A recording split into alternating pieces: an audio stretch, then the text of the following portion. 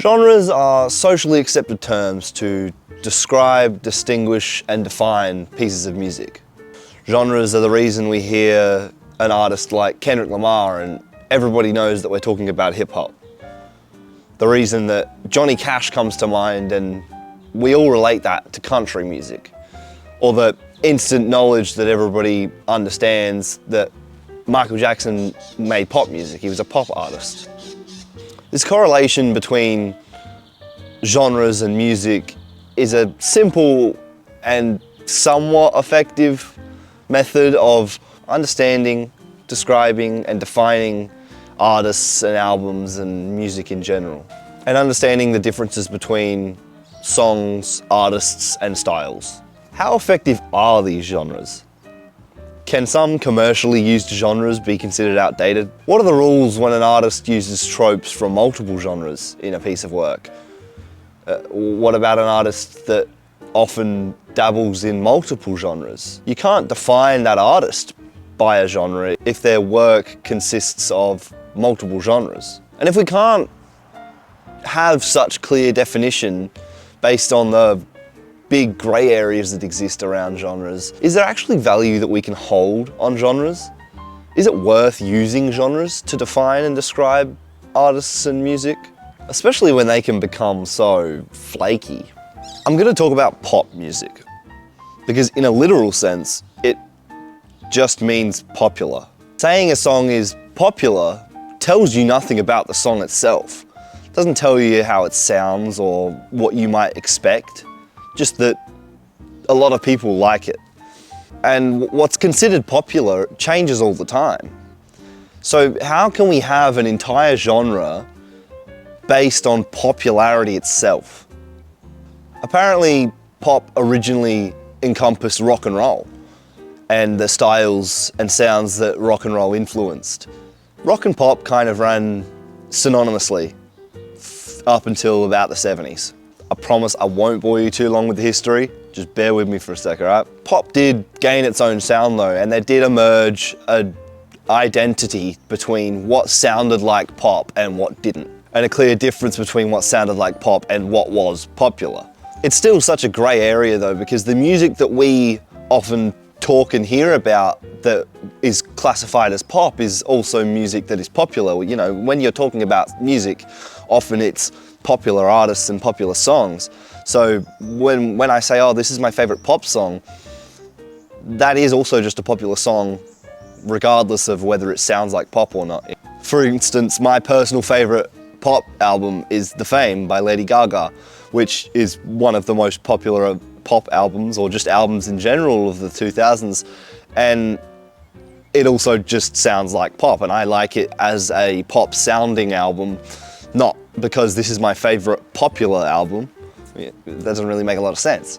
An example of an album that has that pop sound but wasn't as popular in the pop charts or anything like that would be something like Imaginal Disc by Magdalena Bay.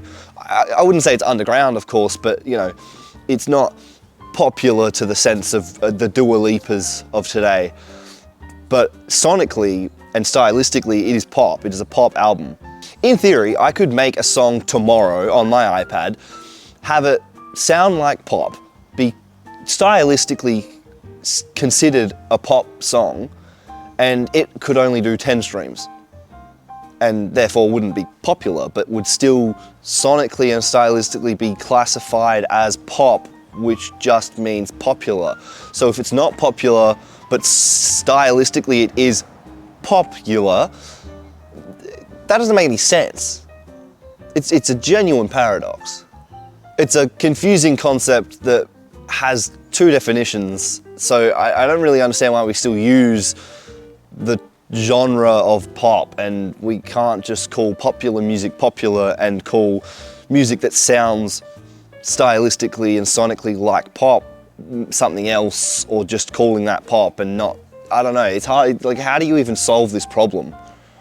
It is a problem that maybe not everybody cares about, but it's a fact that exists, that popular music and pop aren't necessarily the same thing, even though they mean the same thing. And just quickly before we move on, I would like to add that a similar thing occurs quite often in the indie genre, where indie is a sound, not necessarily meaning independent. A lot of indie music runs on the basis that it is an independent label publishing or an independent artist publishing these songs. But you get a lot of people, even day to day, that might say, oh, this is my favorite indie song, and it's not an independent label or an independent artist at all. So why are we calling it indie? Because it sounds indie. But because something sounds indie or sounds pop doesn't mean they're independent or popular. It's a really confusing idea, but we're going to try and sort it out. Now, if you've read the title, you might have thought I used a slur. Just for the record, I don't think I did, because I entirely made the term genrephobia up. And I don't think there's anybody that I could offend unless you identify as a genre. If it helps to understand, I am genrephobic. Whether I'm proud of it or not is a different topic, but I would say that I am genrephobic and have been for a while. For the past however many years, I've had a strong disdain and dislike for country music. If it's country, I won't listen, was what I would say. I was discriminating against a genre, refusing flat out to listen to anything that I considered country. But one of the reasons that I'm making this video is because I kind of realized that sometimes I do listen to country music. Just, I wasn't calling it country music. And I was doing this on more occasions than I would proudly admit. Or at least, I thought so. It's hard to explain, but this whole concept came about when I was listening to a Bill Withers song in my car with someone. Bill Withers is an artist that I love very deeply, and it was a song called Ain't No Sunshine, which you might know, you might not. And it's, you know, a slow, acoustic, southern sounding song that, on reflection, could very well be considered country. I always looked at it as soul music. I was like, oh, I'm listening to soul. I'm listening to soul. And it is, but it also isn't.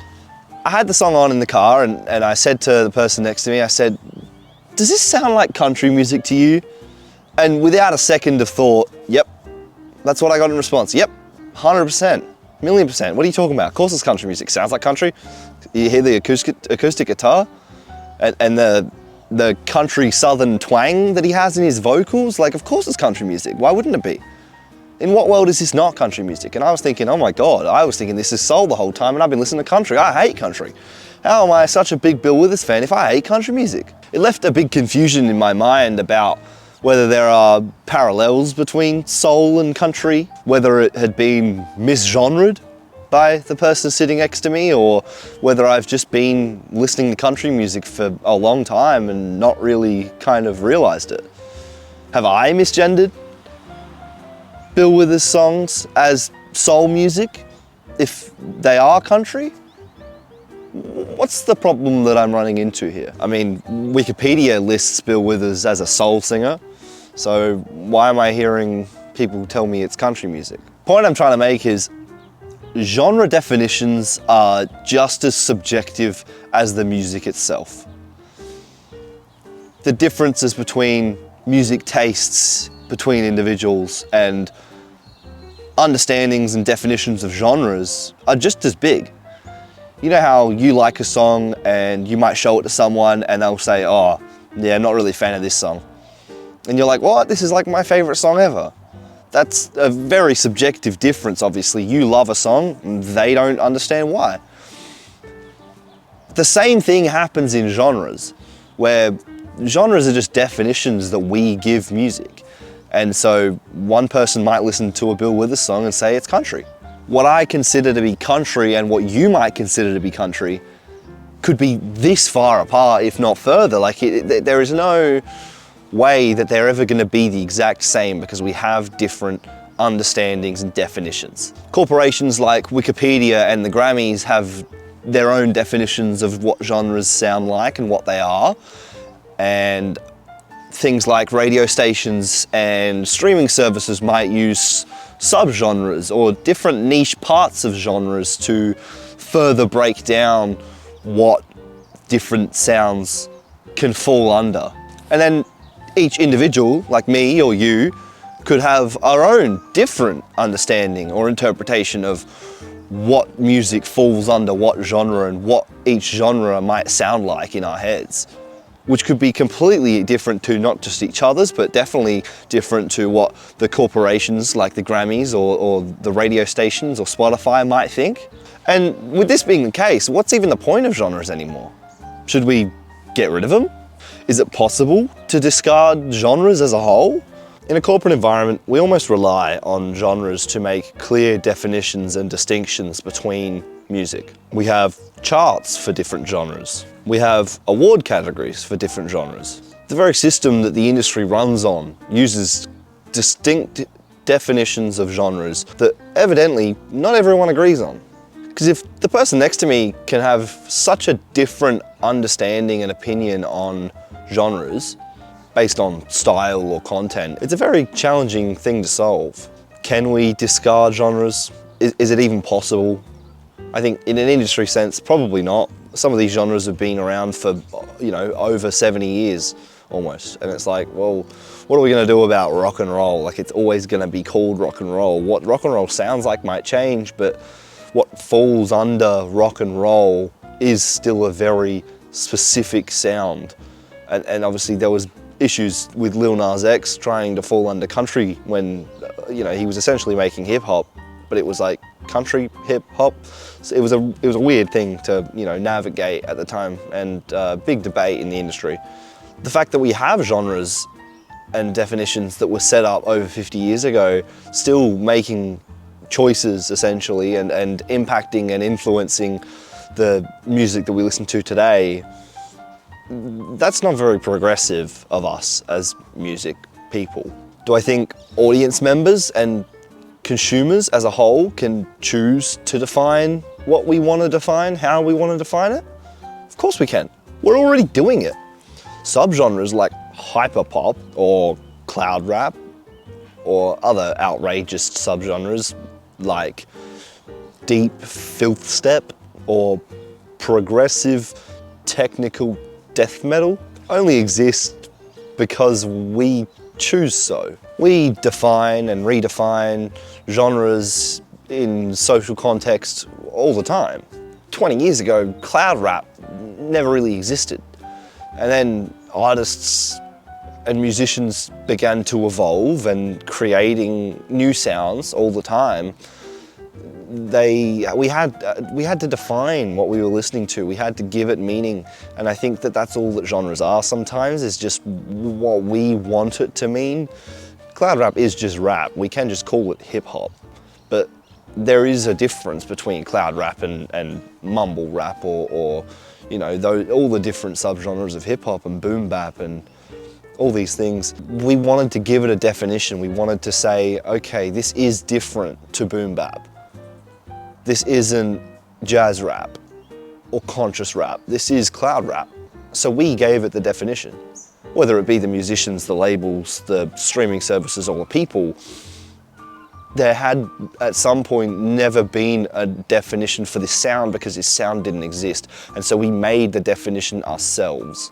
It's a beautiful thing that we do, creating niche little subgenres. And whether we stick to creating and consuming these weird little subgenres or just rid the world of genres entirely doesn't really matter. What you feel about a song or artist or album is entirely yours. That feeling only belongs to that specific listener. The definition that you have to describe an artist like Bill Withers is yours to keep. And if you start describing his music as country or soul, doesn't make a difference to anybody but you and maybe the people that you are discussing with. That's what genre is at its core. And I think that's all that matters. Grandma's hands. Don't mind me, I'm carrying a ladder, but thanks for watching, and click the bell, click the subscribe button, and I'll see you same time next week. Bye. Hit the damn subscribe button. Wait, am I out of frame or am I in frame? I can't tell. Hit the bell.